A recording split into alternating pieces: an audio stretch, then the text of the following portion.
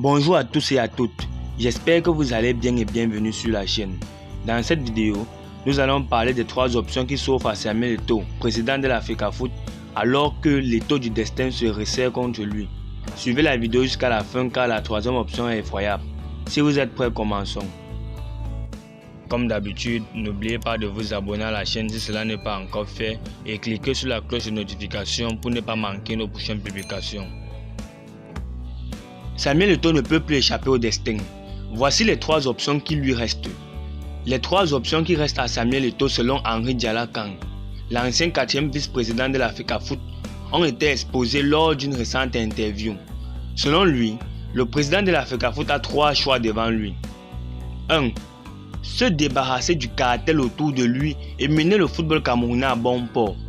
Il s'agit de la première option qui demande à Samuel Eto'o de faire le ménage dans son entourage et de se défaire des personnes peu scrupuleuses qui pourraient exercer une influence néfaste à la gestion du football camerounais.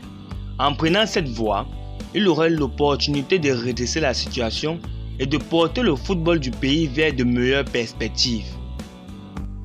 Deuxième option, démissionner.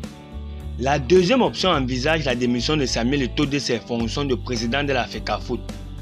Si les pressions et les difficultés deviennent insurmontables, ou si ses efforts pour améliorer la situation sont entravés par des obstacles trop nombreux, il pourrait prendre la décision de se retirer de ses responsabilités au sein de l'organisation.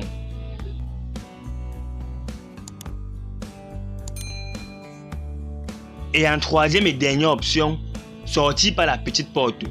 Cette 3e option suggère une porte moins glorieuse pour Samuel Eto'o, peut-être en cas d'échec cuisant ou de destitution de sa fonction.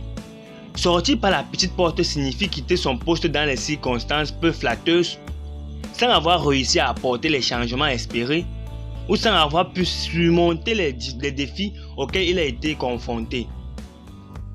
Henri Diala Kang a donc présenté ces 3 options à Samuel Eto'o lors de son interview.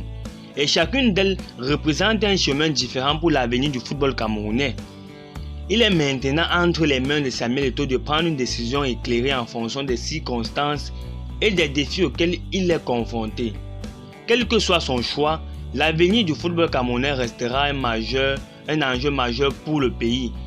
Et il sera intéressant de suivre le développement de cette situation dans les mois à venir. Nous vous remercions de nous avoir écoutés jusqu'à la fin.